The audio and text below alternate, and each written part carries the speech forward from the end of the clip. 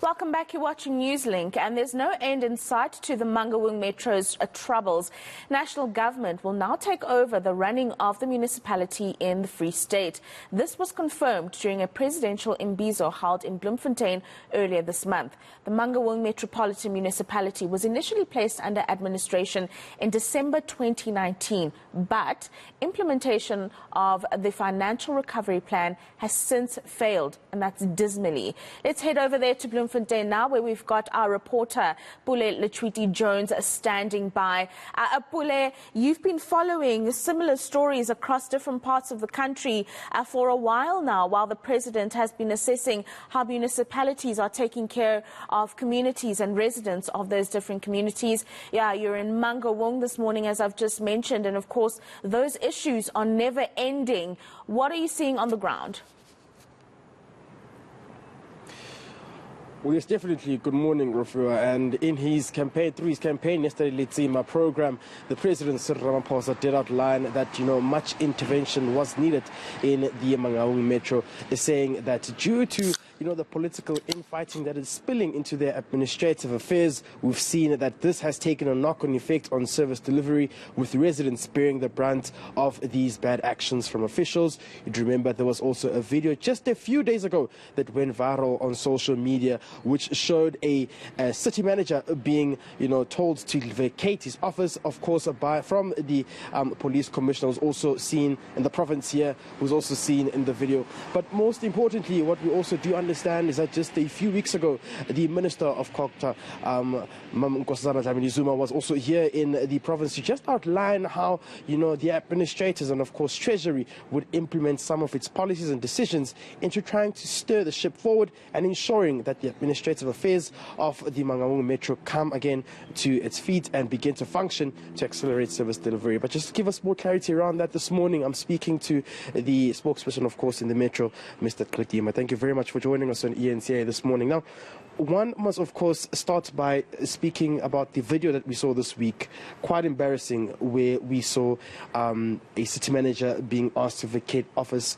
Are we seeing political infighting spilling into the administrative affairs as well?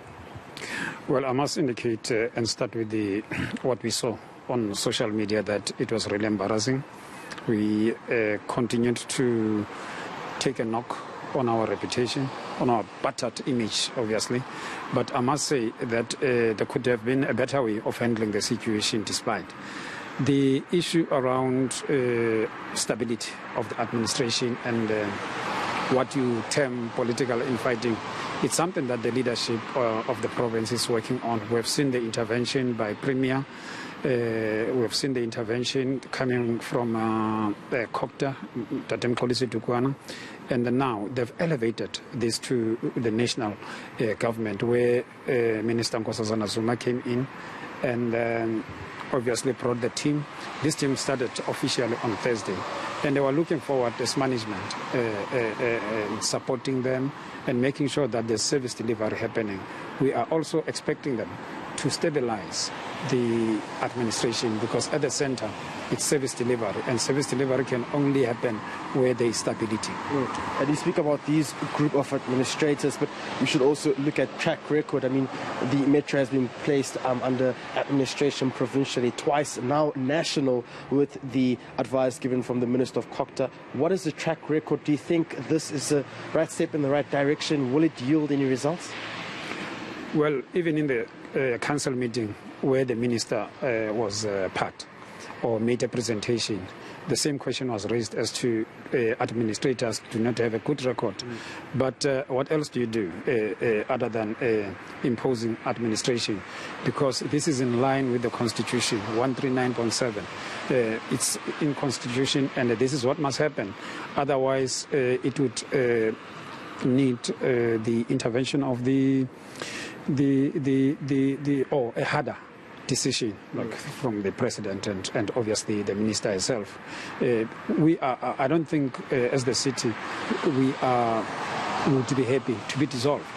But in a situation where there is no option, there is absolutely nothing we can do. But I must say that if the political leadership around here puts their heads together, just for the sake of the community of Mangaung, even ourselves as administration would be able to take this city to another level. And this is what some of us, or most of us, are hoping for, making sure that we get the administration that will steer things around and make sure that we deliver to. We are not here for ourselves or our jacket. We are not representing our jackets. We are representing the community of Mangaung, and those I believe who are not prepared to work, they must simply do the honorable thing, because there's been a call from members of the community, from different stakeholders. And one of the things that the current executive mayor is trying to do, it is to elevate stakeholder management, because without those partners, there's absolutely nothing we can do as the city. So yes, we're going to give the administration an opportunity and a support, because that is what is important. The current provincial intervention team, because it's now getting out, they will do a handover report so that they give the team a base to work from, as information, as and all other things that are outstanding that are supposed to be attended to, because there's a whole lot of things that are indicated that are supposed to be attended to.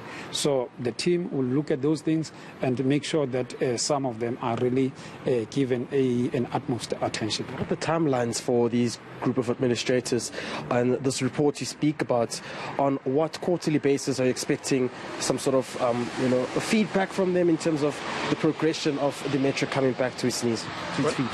Well, in the recent council, there was an indication that the team, according to the communique, will be here for as long as they are needed. But there will be those reports that goes to the council, and those are some of the things that are supposed to be outlined in the terms of reference, making sure whether it's going to be monthly, quarterly. But I know that the terms of reference are clear, and those are the things that that is one area that we'll be focusing on, because it talks to governance. Because if we're not going to adhere to terms of reference, that may on its own bring some kind of tension. All right, so you're saying at the end that the city, or the metro rather, is not in danger?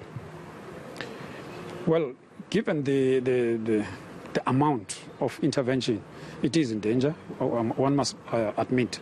The mere fact that we have moved from the provincial intervention to national, it tells you that there's a serious problem.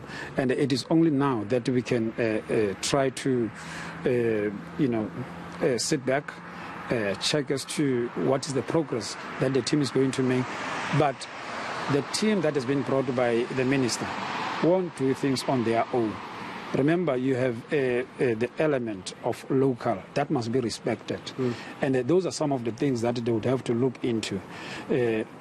It's not that there are no human beings in the city. There are still human beings, and the team has to work with these human beings so that they can advance the cause as sent by the minister.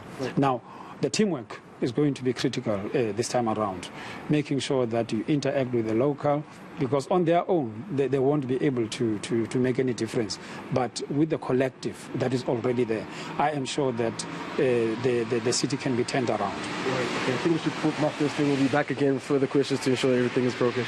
No, definitely. All right, that's Mr. Kutima from Mangaung, the spokesperson, giving us an update on the situation here in the metro, Rafua. But most importantly, saying that the onus is upon the group of administrators and to ensure that the provincial work does go underway, involving also the capacity of various stakeholders to try and inject some of that financial stability within the province. But also that last response from him saying that one must of course realize that the metro is in danger and that much work is needed to try and revive it and ensure that it can become a fully functioning metro once again to serve the plight of the people and ensure that service delivery is the order of the day.